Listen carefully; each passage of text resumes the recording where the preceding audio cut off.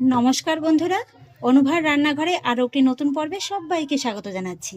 না কেক না পুডিং। বন্ধুরা, আজকে আমি আপনাদের সঙ্গে এমন একটা রেসিপি শেয়ার করব, যেটা দেখার পর আপনাদের মনে হবে যে এই রেসিপিটা সম্পর্কে এতদিন আগে কেন জানতে পারিনি। যে এত কম খরচে, এত কম উপকরণে যে এত সুন্দর একটা রেসিপি তৈরি করা যায়, আপনারা ভাবতেই পারবেন না। এটা না হবে কেক, না হবে পুডিং। মাত্র দুটো থেকে তিনটে উপকরণের ভিতরেই কিন্তু আপনারা এই রেসিপিটি খুব সহজেই বানিয়ে ফেলতে পারবেন। আর সেই জন্য দেখুন বন্ধুরা, প্রথমেই আমি একটা কিন্তু নিয়েছি মিক্সিং বোল। তারপরে একটা ছাঁকনি বসিয়ে দিয়েছি, আর তার উপরে বসিয়ে দিয়েছি একটা সাদা সুতির কাপড়। এবার আমি এই ছাঁকনির মধ্যে অ্যাড করব মেজারমেন্ট একটা কাপ মেপে 2 কাপ টক দই। আর এখানে ওজন হিসেবে প্রায় 400 থেকে 450 গ্রামের মতো টক দইটা আছে। এখানে কিন্তু বন্ধুরা এই দইয়ের ভিতরে জলটা যে আছে না, এটা কিন্তু অবশ্যই এইভাবে কিন্তু ছেঁকে নিতে হবে। মোটামুটি জলটাকে কিন্তু খুব ভালোভাবে ঝরিয়ে নিতে হবে। আমি মিষ্টির দোকানে টক দইটা কিনেছি, তাই কিন্তু জলের ভাগটা একটু কম আছে। তবে আপনারা যদি প্যাকেটের টক দইটা কেনেন, তাতে কিন্তু জলের ভাগটা আরেকটু বেশি থাকবে। তবে যে দই আপনারা নিয়ে নেন না কেন, এইভাবে কিন্তু জলটাকে অবশ্যই একটু ভালোভাবে প্রথমে চেপে চেপে বের করে দিতে হবে। এই যে দেখুন, জলটাকে একটু এইভাবে চেপে বের করে দেওয়ার পরে এইভাবে কিন্তু আবার এইভাবে পুটলিটাকে ধরে রেখে দিতে হবে। তবে খুব বেশি কিন্তু জোরে চাপ দিতে যাবেন না। আর তারপরে এই টক দইটাকে এইভাবে পুটলির মতো জল ঝরাতে রেখে দিতে হবে প্রায় 30 মিনিটের মতো। এইভাবে দেখুন, উপরে কিন্তু একটা ভারী কিছু চাপিয়ে দিতে হবে, এতে করে জলটা খুব ভালোভাবে একেবারে ঝরে যাবে। আর এই 30 মিনিটের ফাঁকে চলুন রেসিপির জন্য বাকি আর একটা কাজ সেরে নেব।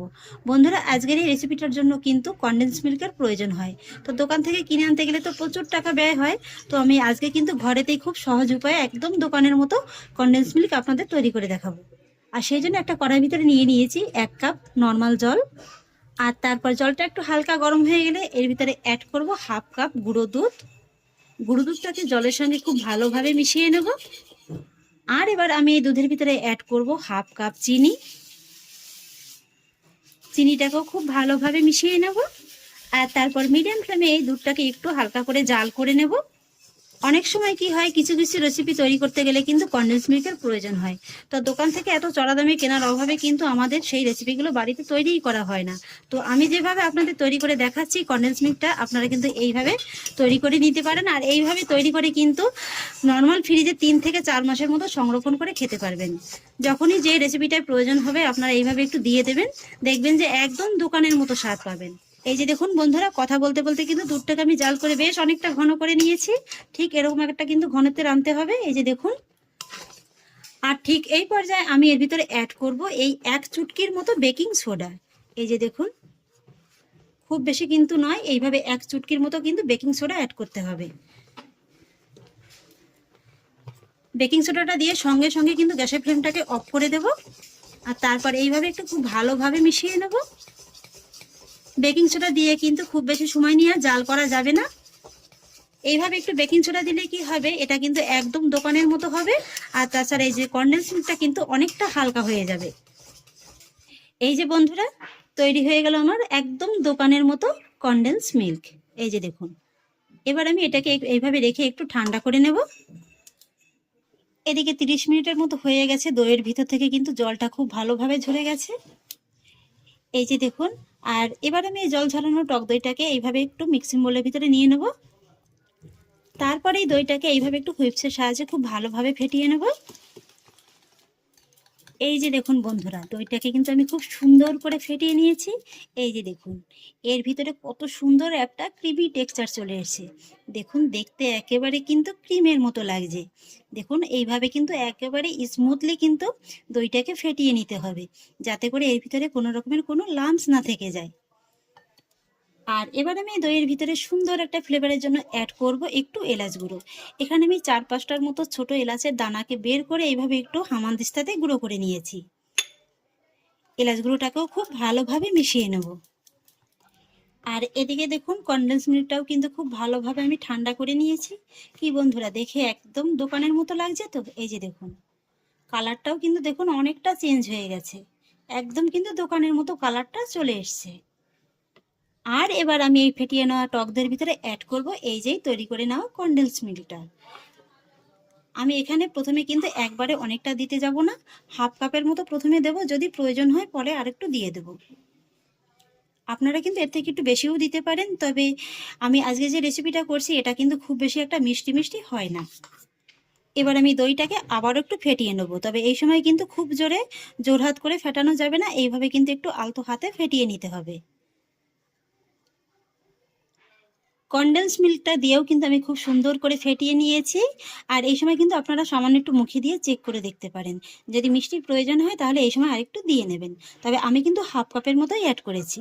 এই যে দেখুন বন্ধুরা, এর টেক্সচারটা এখন দেখুন, কত সুন্দর একটা ক্রিমি টেক্সচার কিন্তু চলে এসছে।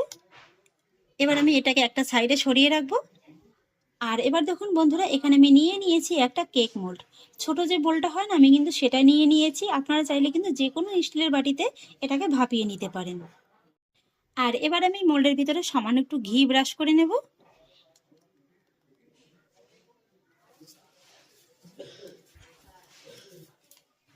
আর তারপর বসিয়ে দেবো একটা বাটার পেপার। আপনারা কিন্তু এখানে সাদা কাগজও ব্যবহার করতে পারেন। বাটার পেপারের উপরেও সামান্য একটু ঘি ব্রাশ করে দেবো। এবার আমি মোল্ডের ভিতরে ঢেলে নেব তৈরি করে নেওয়া টক দইটা।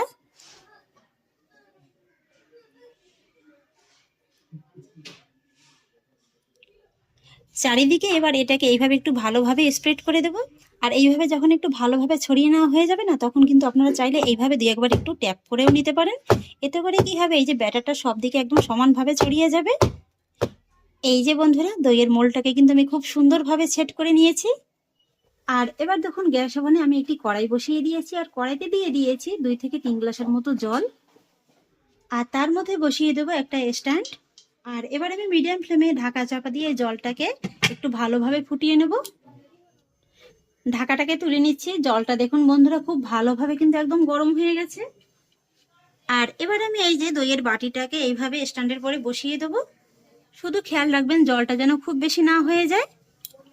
আর তারপরে দেখুন বন্ধুরা, নিয়ে নিয়েছি আমি এরকম একটা জরি কাগজ। জরি কাগজটাকে এইভাবে বাটির পরে দিয়ে দেবো। আর তারপরে বসিয়ে দেবো এরকম একটা ঢাকনা। আমার কাছে যেহেতু ফয়েল পেপারটা নেই, তাই কিন্তু আমি এইভাবে জরি কাগজ দিয়ে দিয়েছি। এতে করে কি হবে, এই যে বাষ্পের জলটা কিন্তু খুব বেশি একটা ভিতরে পড়তে পারবে না। তবে ফয়েল পেপার থাকলে খুবই ভালো হয়, সেক্ষেত্রে কিন্তু একটু বাষ্পের জল ভিতরে পড়তে পারে না। আর এবার আমি এটাকে আবারও এইভাবে একটু ঢাকা চাপা দিয়ে দেবো। আর ঢাকার মুখে যদি কোনো ছিদ্র থাকে তাহলে কিন্তু অবশ্যই আটকে দিতে হবে।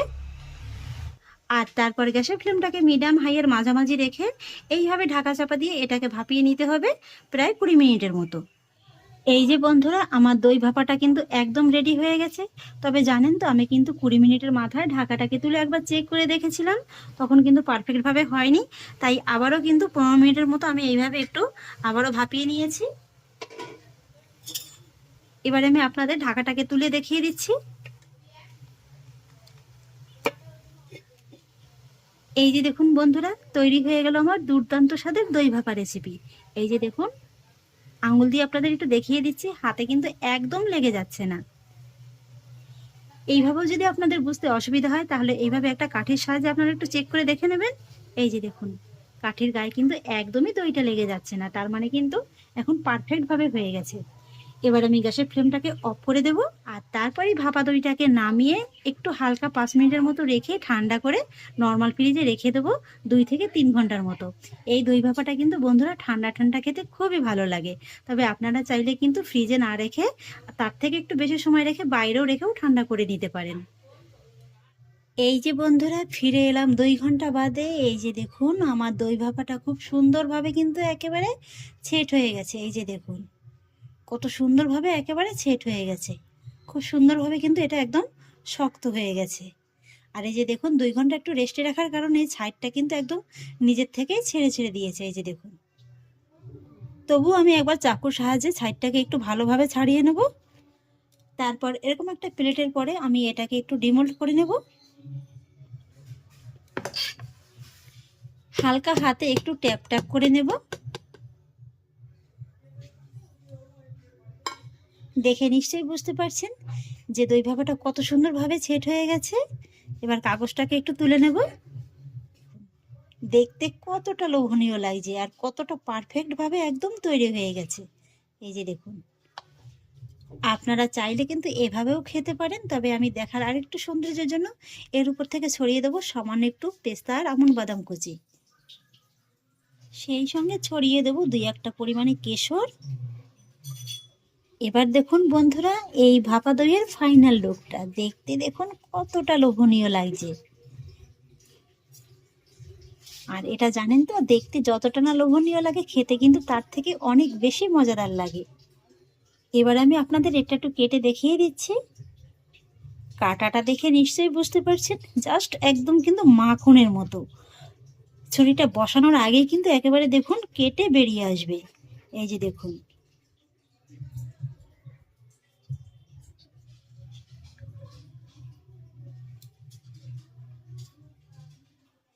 দেখতে পেলেন তো বন্ধুরা, একেবারে কত সুন্দর মাখনের মতো বেরিয়ে এলো। দেখতে দেখুন কতটা লোভনীয় লাগছে। তাহলে দেখলেন তো বন্ধুরা, হাতের কাছে থাকা মাত্র 2 থেকে 3টে উপকরণে কিভাবে ঘরে বসেই খুব সহজেই এইভাবে দই ভাপা তৈরি করা যায়। নিশ্চয়ই দেখে বুঝতে পারছেন যে এটা কতটা সফট এবং কতটা ক্রিমি হয়েছে।